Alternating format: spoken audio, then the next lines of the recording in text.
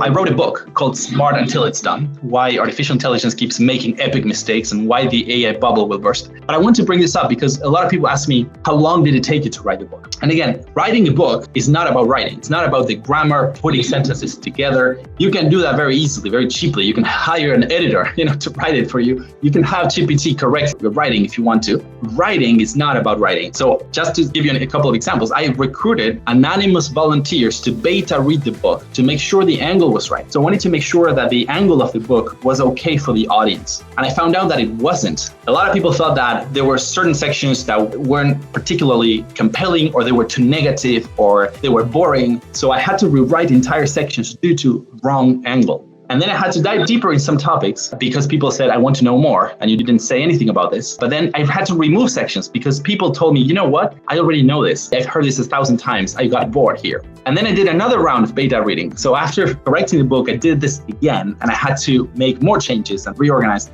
book. I'm telling you this because none of this had to do with putting words together. Fiction writers, as far as I know, they hire beta readers to assess character likability. Because sometimes we see the end product. We see, oh, this was an interesting thriller. I loved it. I read it on the plane and I finished it in one go. And we don't realize how much work there is behind to make it likable, to make the book like. We just think that ChatGPT can do it because we don't know all it took to make it interesting.